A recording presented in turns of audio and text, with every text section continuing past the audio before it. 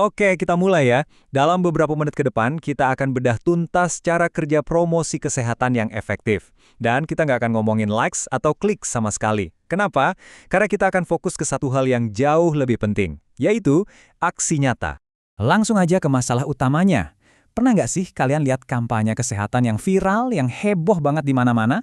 Tapi pas dilihat datanya, ternyata yang daftar programnya sepi, yang datang ke fasilitas kesehatannya nggak ada. Loh kok bisa gitu ya? Coba deh bayangin skenario ini. Kampanye yang kalian buat dapat 1.000 klik. Wow, kelihatannya kan sukses besar ya. Rasanya pengen langsung bilang, misi berhasil. Tapi, tunggu dulu, apa benar sesederhana itu? Nah, disinilah kenyataan seringkali menampar. 1.000 klik itu ibaratnya 1.000 orang yang lagi window shopping.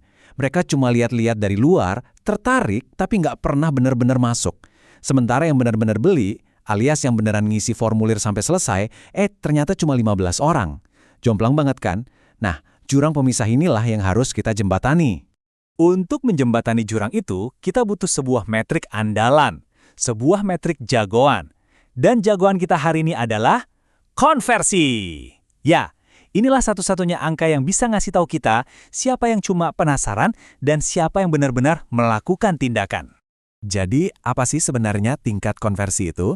Gampangnya gini deh, dari semua orang yang ngeklik iklan kita, berapa persen sih yang akhirnya melakukan hal yang kita mau? Misalnya, dalam kampanye screening kanker serviks, konversi itu bukan dihitung dari jumlah kliknya, tapi dari jumlah formulir yang berhasil diisi lengkap. Itu dia goal utamanya. Nah, coba perhatikan tabel ini. Disinilah sering banget ada jebakan. Mungkin aja click-through rate atau CTR kampanye kalian tinggi, di atas 3%. Kelihatannya keren kan? Artinya banyak yang minat. Tapi kalau tingkat konversinya anjlok di bawah 10%, nah ini alarm merah. Ini pertanda ada sesuatu yang salah di tengah jalan. Mungkin formulirnya kepanjangan atau mungkin pesannya kurang meyakinkan. Oke. Sekarang kita udah tahu apa yang harus diukur. Pertanyaan selanjutnya, gimana caranya naikin angka konversi itu? Tenang, ada kok metode ilmiah yang sangat sederhana, tapi dampaknya luar biasa. Namanya A/B testing. Mungkin kedengarannya teknis banget ya, tapi percaya deh, konsepnya gampang banget. Intinya gini, kita bikin 2 versi pesan, sebut aja pesan A dan pesan B, terus kita tunjukin kedua pesan ini secara acak ke audiens kita.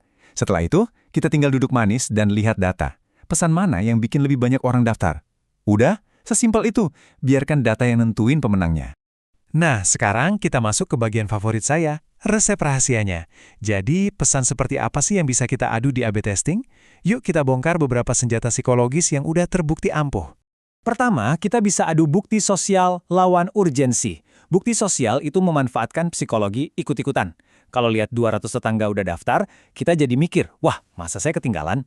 Nah, kalau urgensi, ini mainin FOMO kita, fear of missing out. Pas baca kuota tinggal 5, kita langsung panik dan pengen gerak cepat. Kira-kira, mana yang lebih mempan buat audiens kalian? Selanjutnya, kita bisa mainin bingkai pesan. Mana yang lebih kuat? Menjanjikan sebuah keuntungan atau menakut-nakuti dengan sebuah kerugian? Apakah audiens lebih tergerak karena iming-iming ketenangan pikiran?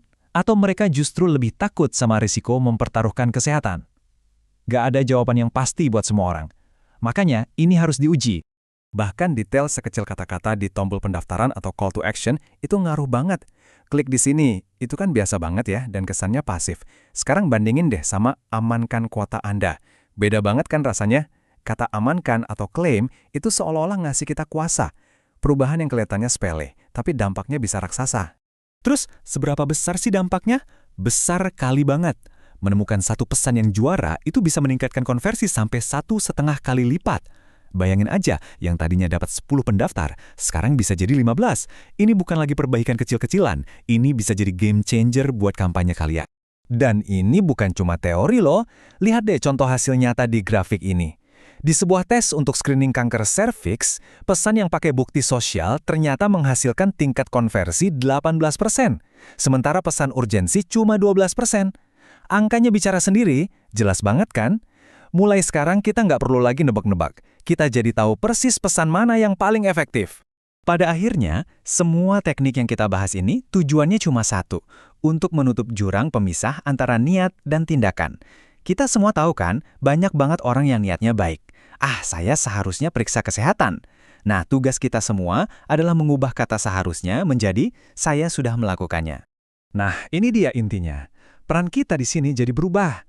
Kita bukan lagi sekedar penyampai informasi, tapi kita jadi semacam arsitek pilihan. Tugas kita adalah merancang sebuah jalur yang semulus mungkin supaya orang bisa dengan mudah mengambil keputusan yang sehat. Caranya, dengan menyingkirkan semua batu sandungan psikologis yang nggak kelihatan itu. Oke, jadi apa rencana aksinya? Gampang.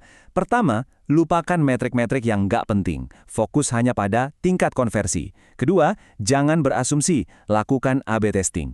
Ketiga, coba adu berbagai senjata persuasi yang tadi kita bahas. Dan yang keempat, yang paling penting, biarkan data yang jadi kompas kalian.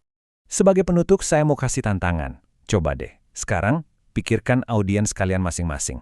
Kira-kira dinding tak terlihat apa sih yang selama ini menghalangi mereka untuk bertindak? Dan bagaimana kalian akan merancang sebuah tes sederhana untuk menemukan kunci yang bisa menghancurkan dinding itu? Jawabannya ada di data. Selamat bereksperimen.